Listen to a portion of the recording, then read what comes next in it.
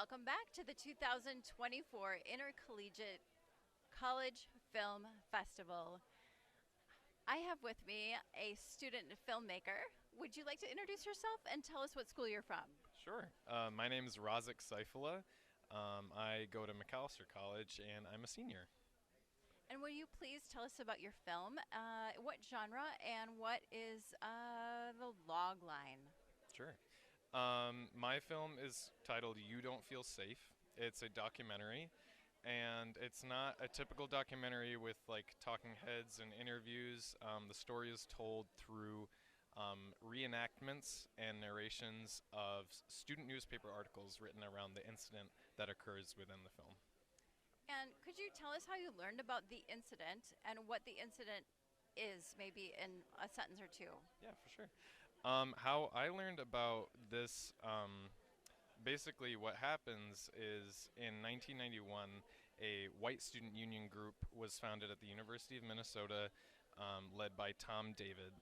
And I found out about this happening through digging through the McAllister archives, just for my other work at the Leopold Suzuki Center for Social Justice at McAllister. And a lot of what was written in newspapers was manifestos and opinions written by the student union, and a lot of it delves into white supremacist movements and uh, allusions to prior groups of prejudice, white supremacist groups, homophobic groups. So it was shocking and very revealing of a time in history when I wouldn't have expected that to be happening at the University of Minnesota.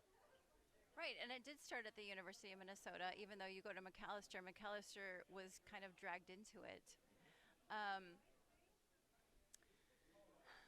it was a really great reenactment. It was shocking for me because I was around and didn't even know that it even happened. Um, do you, by chance, this is the question that hit my head the first few minutes of the film, where is the offender now? I was not able to find where Tom David is. I tried to go looking. I contacted the University of Minnesota to see if they had any information on him. I was told that they didn't, or let alone they didn't really have the ability to give me that information. But I was also told that, like, um, they most likely do have that information and his whereabouts are known, but it's just not for me to know. But that would have been great to be in contact with him, but I haven't heard any. There's nothing really written about him as far as I could see in written stuff after his graduation from the university. And how do you think your film applies to us today? I think it applies in numerous respects. There's a lot of shots within the film that are the narration is happening that says some occasionally very vulgar, hateful things that's meant to be a reenactment of Tom David and his followers. And at the same time, there are shots of just campus shots of the University of Minnesota and McAllister College. And that was kind of meant to talk to the fact that this form of prejudice and these discussions and the fight against racism, against homophobia, all these kinds of marginalization, it's in every facet and fabric of the institutions that we tend to rely on to keep us safe from these kinds of things.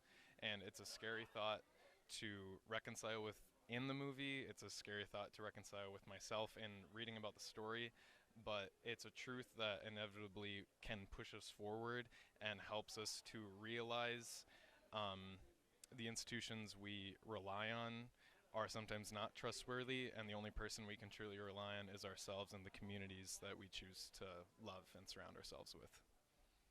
Thank you so much. You're very impressive. Your film is impressive, and thank you for joining us. Thank you very much. We will be right back.